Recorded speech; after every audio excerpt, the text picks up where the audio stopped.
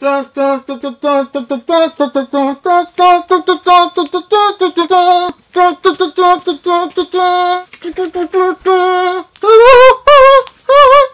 se le faire, Creed 2. On va se le faire. Bon, on retire le dentier, c'est mieux. Je suis patron. Ah, non, je crois que tu te trompes de film, là. Raging Bull. Trouve une punchline sur Rocky, bordel. Devant le résultat, tu pigeras. Apollo Creed, on est dedans. Ne jette pas l'éponge. Pour le meilleur ou pour le pire. Ça passe ou ça casse. Yes. Apollo Creed, Rocky 4. On a trouvé le lien avec Creed 2. So, let's go. Messieurs, dames, je peux pas votre garde haute car le coup on peut voir pour Creed 2. Ça va saigner. Let's go, ready to rumble. C'est nul. Now you know what you're fighting for. Round after round, you learn more about yourself. And when I stepped in that ring, it wasn't all about me. Mon pote, je suis tellement content de te parler de la saga Rocky, qui a énormément compté dans ma vie d'homme. Cette histoire hors du commun au cinéma est la première franchise que j'ai kiffé. Bien avant Star Wars, bien avant Lord of the Rings, bien avant Matrix, bien avant Twilight. Ah non, ça marche pas là. Ce personnage et ses films étaient bien plus que des œuvres cinématographiques. Rocky, c'est la vie avec un grand V. Pour nous, enfants des quartiers, ça a été une ligne directrice, une bouffée d'air frais, parce qu'on a pu s'identifier à lui comme personne. Il avait figure de grand frère, de coach sportif, et encore plus aujourd'hui, de coach de vie. Il m'a donné cet amour du sport. Chaque matin, quand je vais m'entraîner, ou quand je cours à l'aube, la première personne à laquelle je pense, c'est Rocky. Et je lui dois, et on lui doit, tous énormément, pour nous avoir donné cette hygiène de vie, et ce mental à toute épreuve. Même s'il y a pas mal de potes qui ont lâché l'affaire. Bande de fragiles. Après cette petite introduction pleine de love, nous allons bifurquer sur Creed numéro 2. Qu'est-ce qu'il fait là, le pigeon? J'avais vraiment apprécié le premier opus. On va dire même le virage Rocky ton moderne avec Rocky 6. Je pensais que ça allait se planter dans les grandes largeurs, mais j'ai été super convaincu. L'épisode Ryan Coogler, Michael B. Jordan ont super bien fonctionné sur moi. C'était un bon passage de témoin. Ils s'affranchissaient en partie du travail de Sly. Et ça, c'était couillu. Et c'est un film qui m'en avait mis plein la vue. Parce que ce réal était à tomber. Il y avait des one-shots, il y avait tout ce qu'on aimait dans les Rocky. Les trainings, la musique, le personnage de Adonis plutôt bien développé, même s'il avait quelques carences. Rocky qui était là dans l'ombre, mais en tant que coach et personne aussi vieillissante qui nous donnait un côté réaliste. Le retour à la base à Philadelphie, l'adversité qui aussi là était logique par rapport à une progression. Et ce Creed 2, je l'attendais comme la confirmation de ce qu'avait fait Ryan Coogler. Mais entre temps, celui-ci a pris un virage un peu trop rapide. On a vu que l'adversaire principal était Drago. Je me suis dit que ça allait un peu trop vite, même si c'est très cool parce que moi je suis fan et on reste dans la continuité de la saga. Mais c'est plus Coogler qui ose affaire. Et j'avais peur d'être déçu. Roulement de tambour, mon ami, verdict. Avec celui-là, je suis sincèrement paumé entre deux rounds. Parce que je sais pas où mettre les gants là. Il y a une partie de moi qui est ultra fanboy, qui ne peut pas détester un Rocky. C'est impossible. Je n'arriverai jamais de tout mon être à détester le 5, qui est ma foi très discutable. Là aussi, j'ai quelque part les yeux de l'amour. Il est loin d'être naze, il est même bon, mais ce n'est pas la confirmation que j'attendais de l'épisode Coogler. Dû à un peu de précipitation de leur part. Bref, on va y revenir. Partons sur ce qui a été, ce que j'ai réclamé par rapport à Creed et par rapport au film de boxe en général, c'est le chemin de croix. Et là, notre jeune Adonis, on a bavé comme pas deux. Déjà, il est passé directement au boss de fin de jeu. On voit le bébé Drago, ce qu'il envoie comme violence physique, juste à le voir. Le casting de monter à nous, il est top. Il matche bien avec Dolph Lundgren. Et il est impressionnant physiquement comparé à Michael B. Jordan. Donc celui-là a dû se redresser les manches, s'en prendre plein la gueule, souffrir le martyr pour revenir et affronter cet adversaire ultime. Ça, c'était bien. Ensuite, on est dans Rocky. Et on a toute cette part d'humanité entre les personnages qui marchent à fond les manettes. Pensez voir Sylvester un peu moins présent. Mais il est bien là. Il y a toujours ces scènes qui te touche profondément avec le deuil qu'il a pour Adrian et pour Polly. L'homme a gardé sa simplicité, avec laquelle il vit depuis toujours. Il a encore gardé ses Converse, bordel de merde. Et son 3 quarts en cuir, c'est de la bombe, c'est le Rocky que j'aime. Toujours aussi avec les bons mots, les bonnes punchlines. Malgré qu'il passe aux yeux des gens pour un demeuré, il a toujours la bonne intelligence humaine pour remettre de l'ordre dans la maison. Ça c'est du Sly, ça c'est du Rocco. It's time, kid.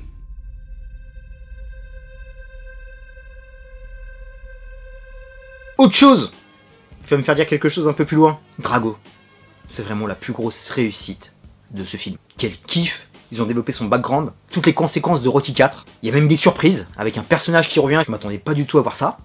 Aussi tout le background politique russe, qui n'a pas bougé depuis les années 80. À quel point le sport était resté étatique. Les gouvernements de l'Est investissent beaucoup de moyens sur certains champions. Mon gars, si t'as un échec, gare à ta gueule. Et c'est ce qui se passe avec Ivan. Franchement, je m'attendais pas du tout à ça. Ce qui est fort par rapport à ce Creed, c'est qu'on a les deux faces de la pièce. D'un côté Adonis, d'un côté Victor. C'est pas du tout manichéen, c'était pas du tout le côté Rocky 4, où on voyait le dragon russe, comme il l'appelait, face à Rocky et Apollo, qui sont les gentils américains. Même si à la fin, il y a cette fameuse scène où on voit un peu plus d'humanité sur Ivan, quand il parle en russe, avec la punchline qu'on n'arrête pas de répéter. Yeah, c'est bien! Yeah, c'est bien! Là, on voyait qu'il avait d'autres motivations qui étaient un peu plus personnelles par rapport à sa boxe que par rapport aux politiciens russes qui étaient derrière. C'était plus une machination politique qu'autre chose. Côté humain, j'ai pas eu de soucis. Pareil au niveau de Tessa Thompson. En plus, il y a le bébé qui arrive. C'est une artiste aussi qui a ses motivations personnelles. Elle peut comprendre aussi Adonis par rapport au chemin qu'il doit parcourir pour être champion. Ils ont des parcours similaires, que ce soit dans la musique ou dans le sport. Donc c'est un couple qui ne peut que se comprendre. J'ai beaucoup kiffé aussi la scène avec un nouveau-né. On a un sportif de haut niveau, qu'on met toute sa life dans son entraînement, dans ses combats. Difficile à joindre les deux bouts. Et quand t'as un enfant en bas âge, c'est hyper difficile de s'en occuper. Ça va pas être évident. Idem par rapport à la petite apparition de la Mama Creed, jouée par Claire Extable, Chris Bishop. Le peu de scène qu'elle a, elle est parfaite. Dommage que ce soit une actrice qu'on voit pas souvent à l'écran, mais le peu qu'elle a à faire, elle le fait très bien. Excellent de ce côté-là aussi. Les moments de training, je les ai beaucoup aimés, même si je trouve qu'ils sont un peu moins bons et plus expédiés que les autres épisodes de la saga. C'est intéressant parce qu'on a une autre approche de l'entraînement, avec beaucoup plus de crossfit maintenant, beaucoup plus de cardio. Je pense qu'un boxeur, techniquement, ne peut être que très fort dans les enchaînements, sur les pas d'ours, etc. Maintenant, ce qu'on demande à un boxeur, je pense que c'est d'avoir énormément de cardio, et c'est ce que travaille Adonis comme Victor. Parce que les deux, Victor un peu plus, est un combattant professionnel, mais Michael B. Jordan se défend très bien, et c'est un putain d'athlète. J'ai beaucoup aimé son entraînement dans le désert, on voit la progression physique, un plan à l'autre, on voit que ses épaules ont doublé de volume. La préparation physique a été faite sur quelques mois, pour qu'on voit une différence physique entre le début du film et la fin du film. Very cool!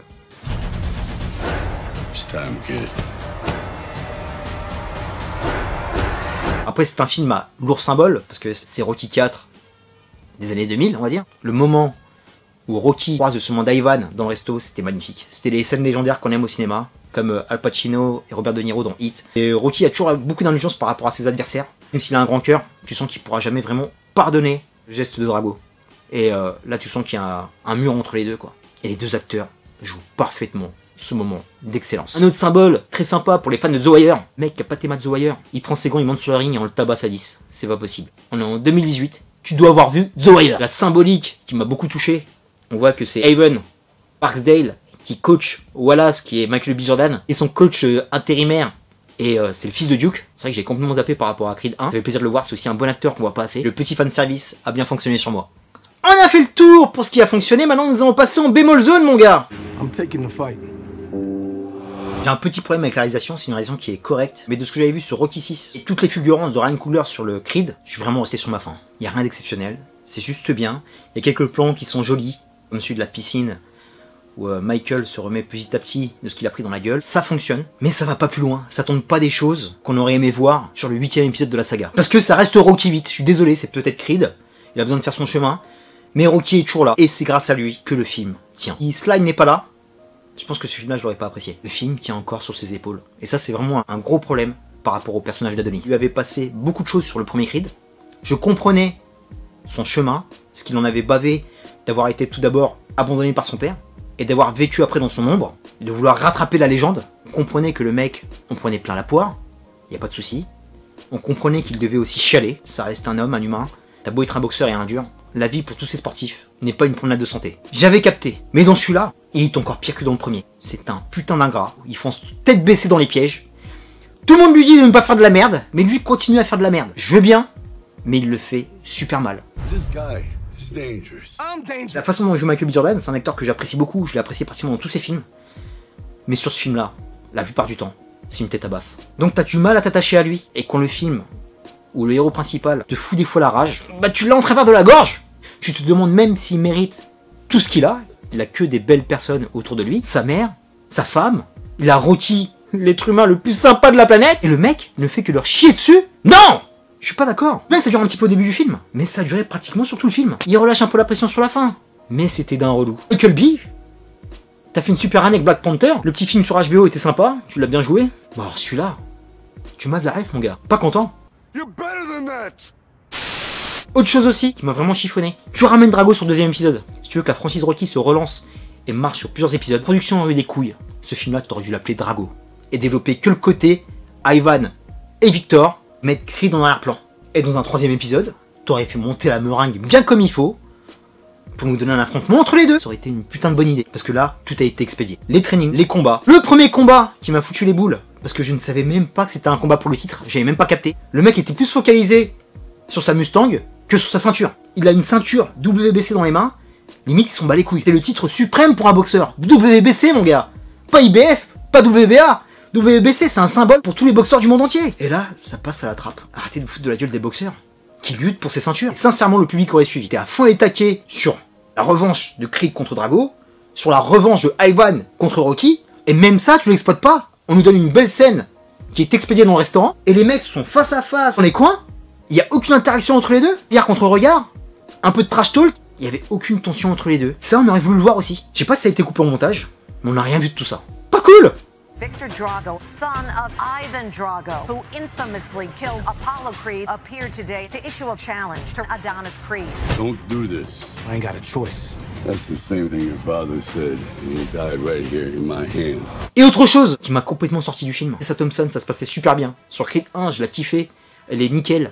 Mini, Erykah Badu par rapport à la musique. Pas de problème. La meuf vient d'être mère de famille. Qu'est-ce qu'elle fout en Russie?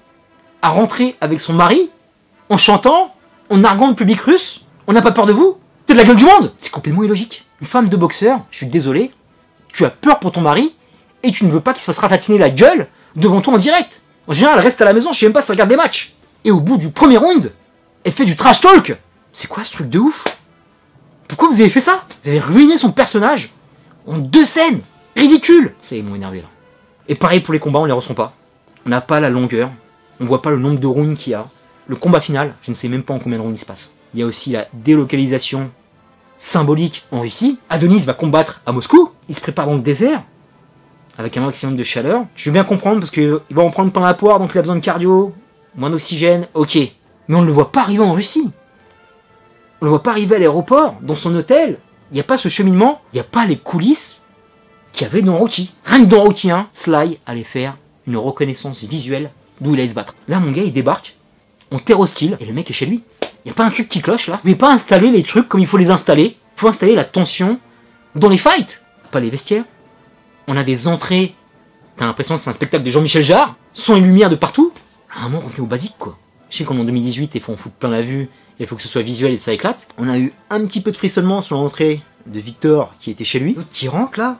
T'es à Moscou. Je veux pas la faire un peu plus humble? C'est quoi ce truc de malade?